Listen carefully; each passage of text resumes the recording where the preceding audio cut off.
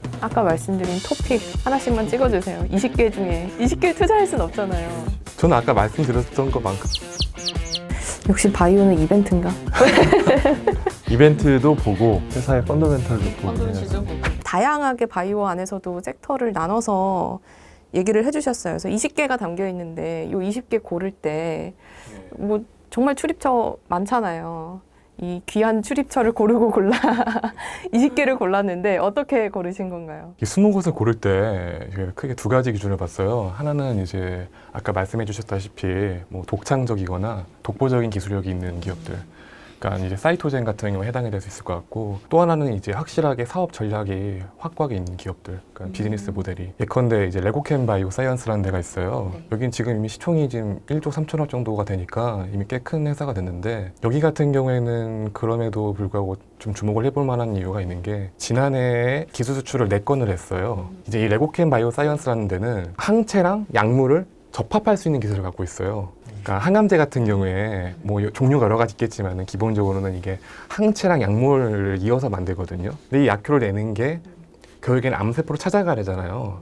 암세포를 안 가고 엉뚱한 데 가게 되면 얘가 독성이 되는 거예요. 여기서 이제 내비게이션 역할을 하는 항체가 필요해요. 그래서 이걸 이제 ADC 기술이라 불러요. 항체랑 이제 약물을 연결하는 건데, 그래서 여기 같은 경우에는 이제 이 항체랑 약물을 갈아 끼우기만 하면은 자기네 기술에 대해서 계속 이론적으로는 무수한 약물을 계속 만들어낼 수 있는 거예요. 아까 말씀드린 토픽 하나씩만 찍어주세요. 20개 중에 20개는 너무 많은 것 같아요. 저희가 투자하기에 20개를 투자할 순 없잖아요.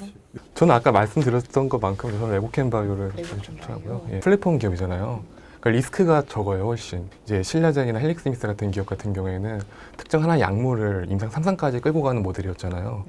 이런 경우에 이게 임상에서 안 좋은 결과가 나온다던가 이랬을 때는 다음 성장 모멘텀을 찾는 게 되게 힘들어요. 그리고 임상 3상 같은 경우에는 기본적으로 100억 원 이상의 비용이 들어가거든요. 레고캠 바이오는 3상을 직접 하기보다는 일단 임상 뭐 많이 해봐야 1상 정도까지 하고, 그 이후에 이제 이걸 넘긴다던가 아니면은 임상 들어가기 전부터 이미 다른 기업과 같이 공동으로 이렇게 개발을 해서 넘어가게 되거든요.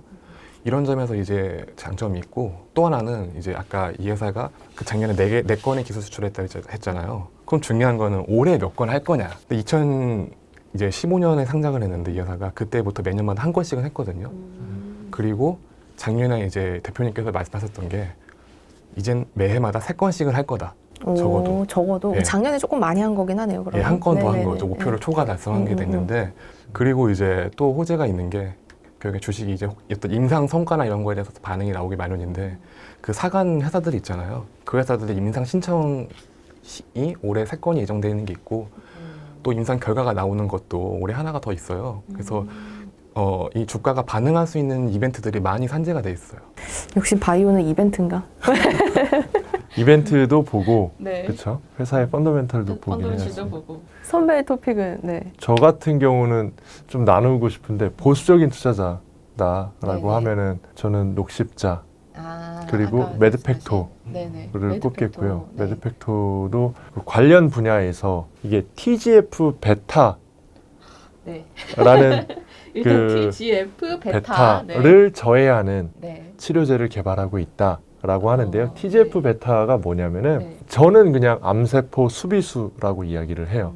암세포가 있으면 암세포가 뭐 전이가 뭐 폐에서 다른 쪽으로 전이될 수 있도록 도와준다든지, 암세포가 새로운 혈관을 만들어내서 네. 좀 계속 몸을 괴롭히도록 도와준다든지, 아니면은 세포가 예를 들어 뭐 폐가 있다면은 폐의 섬유화, 그러니까 딱딱해지는 거를 돕는다든지 등등등 이런 암세포를 돕는 역할을 하는데, 그 TGF 베타를 저해하는 그 치료제를 개발을 하고 있고요. 글로벌리하게 보면은 TGF 베타에 관련한 그 메드팩토의 김성진 대표가 거의 최고 권위자거든요.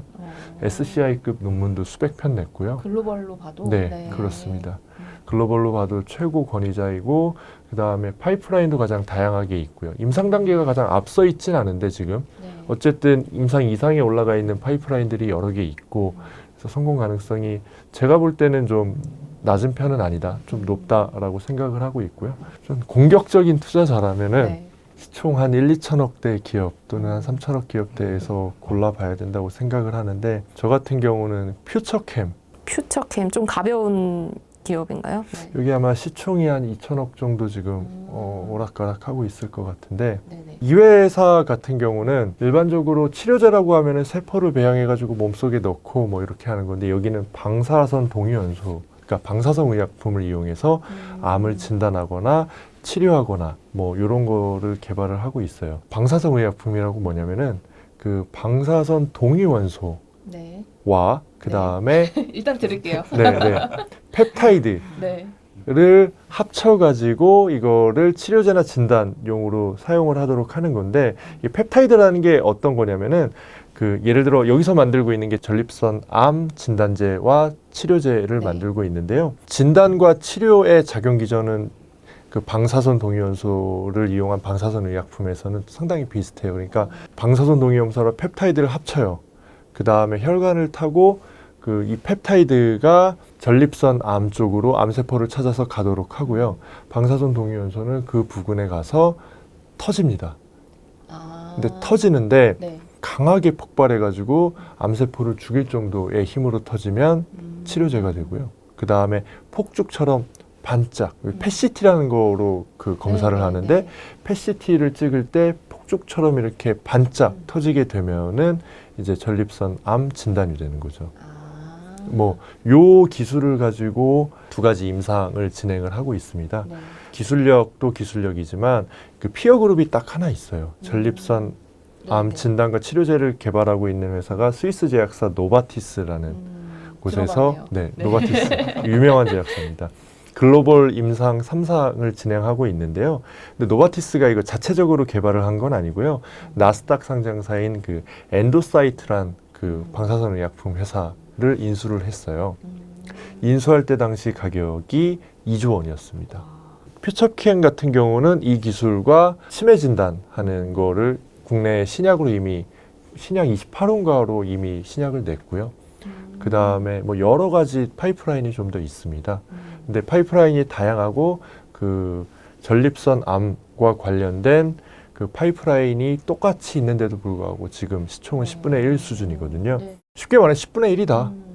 임상 1상 끝나면 그 가치는 2천억대에서는 좀 더 높아질 수 있다. 되게 재밌는 기업들이 하나하나 많다는 생각이 드는데 그럼 이제 올해 저희 투자를 할 때 바이오 업종에서 좀 마지막으로 주목해야 될 때 혹은 좀 피해야 될 때 이런 것들을 하나씩 말씀을 해주시겠어요? 사실 코로나가 되게 큰 변수였잖아요. 그래서 사실 많은 분들이 이제 코로나가 종식되면은 백신이나 진단키트들이 다 죽는 거 아니냐 맞아요. 이런 말씀 되게 많이 하세요. 네, 네. 근데 그 질문 자체를 바꿀 필요가 있다는 생각이 들어요. 종식이 과연 될까? 종식을 바라보기보다는 좀 다른 시각으로 베팅하는 기업들도 있어요. 예컨대 뭐 SK 바이오사이언스 같은 경우에는 독감을 하고 있는 거를 그게 1,000억 정도 매년 매출에 나오던 건데 그걸 안 하고 이제 그 코로나 백신 쪽을 더 집중을 해가지고 하는 기업들도 있거든요. 이런 경우에 이제 코로나 쪽에서 조금 더 이제 매출을 얻는 걸 베팅을 하는 거죠. 그게 영업이익률이 높아서 그런가요? 아니면 수요가 많아서 그런 거예요? 독감 같은 경우에 보통 3가 백신이나 4가 백신이 있어요.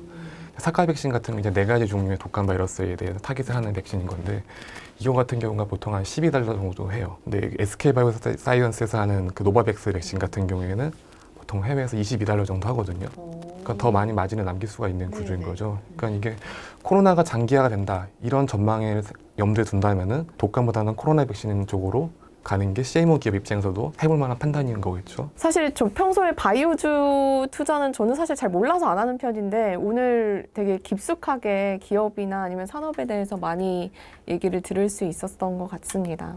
오늘 나와주셔서 감사하고요. 저도 이 책 꼭 사실 슬쩍 읽어봤는데 꼭 열심히 읽도록 하겠습니다. 네, 감사합니다.